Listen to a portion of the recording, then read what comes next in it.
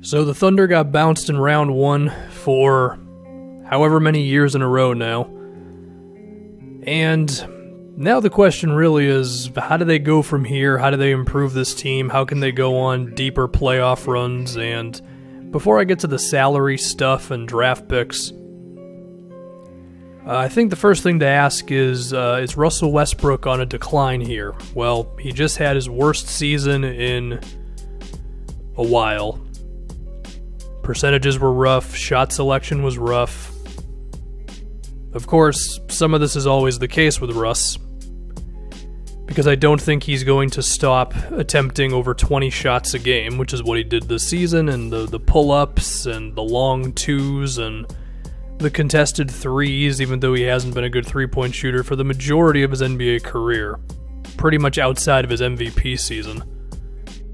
And I would love to say that Westbrook will stop doing these things, but I don't think he's going to. I don't think he's suddenly going to care more about playing defense besides just locking in for 1 or 2 possessions a game, I guess. I mean, off-ball defense is blah. I mean, you know, it's Russell Westbrook, and I think you can certainly win with him, but would it be nice if he was willing to relinquish some of the reins of the team? Of course it would.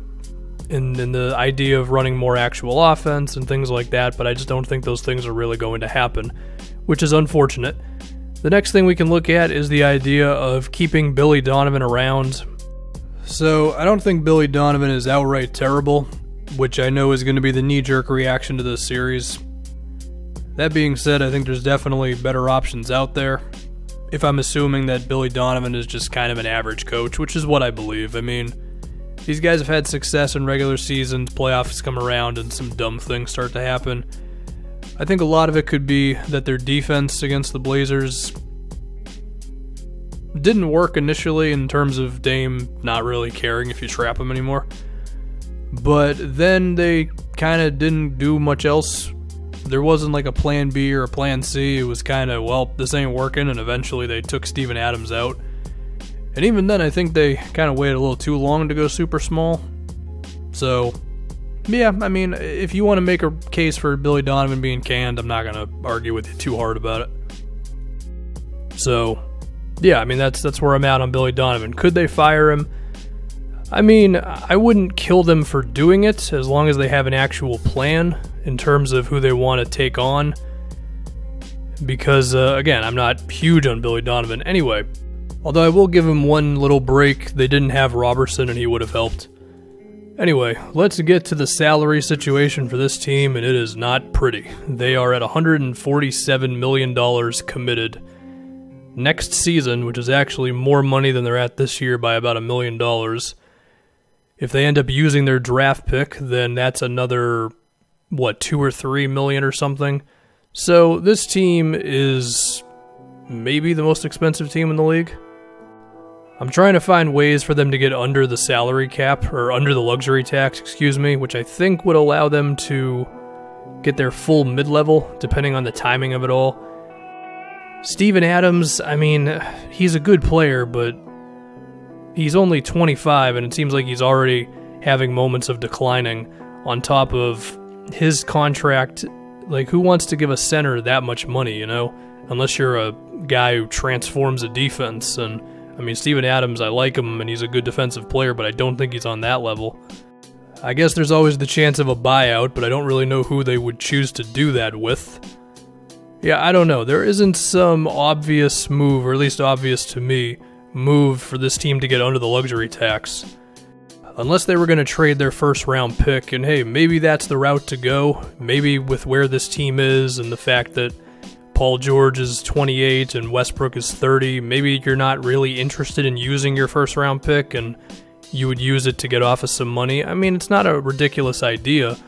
Now, the Stepien rule might come into effect because they have a protected pick for next season. I don't know. There's usually a way to wiggle around that stuff, but yeah, that's always option A.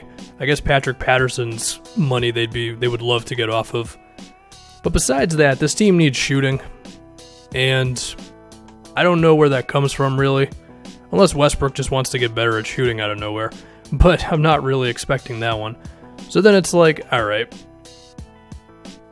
The taxpayer mid-level is about $4 million. Or 5.7, I guess, for next season, which, to be fair, like, that could be enough to get you a guy who can make some shots. That's nice. But that's not going to get you some dude who the defense has to stay glued to at all times. In terms of, could they just make a trade for a guy? Well, there is Schroeder, once again. The idea of swapping him for maybe more of a knockdown dude, but I think Schroeder kind of helped them this year. So I could picture them hanging on to him.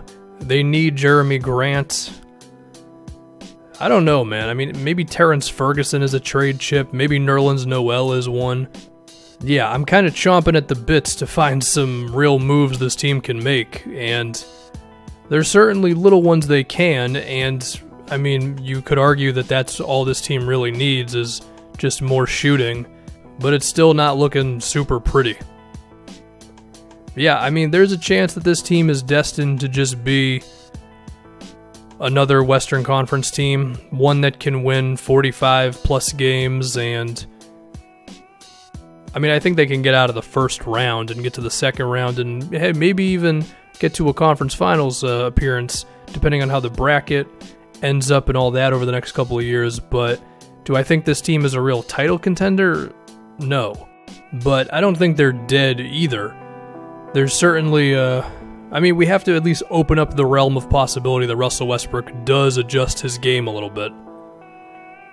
And then maybe they really nail it with a couple of small moves that get them some shooting, and maybe Jeremy Grant even takes a jump as a shooter, which I'm not really counting for, but I mean, things like that have happened. I mean, he shot 4 threes a game at 39% this season, so if we combine all of those things and we hope that Steven Adams doesn't run into the ground by the time he's 27, and maybe the Paul George that we saw this year is the new Paul George, then I still don't think they're a title contender. But I mean, hey, you know, that's not the end-all be-all of being an NBA team. So yeah, that's really what I got on OKC. You know, this team, they kind of are what they are.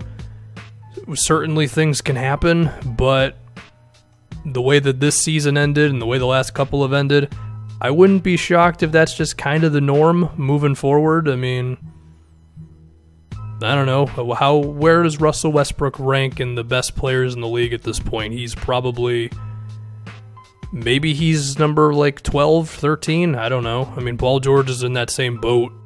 He's definitely better than Russ at this point, but I mean, having two borderline top 10 dudes is still gonna equal some good things for you. And at one point this year, they were looking awesome, so yeah, there's OKC for you. It's kind of meh, but it's also a pretty good meh because it still means they could win like 50 games and stuff, so that's what I got.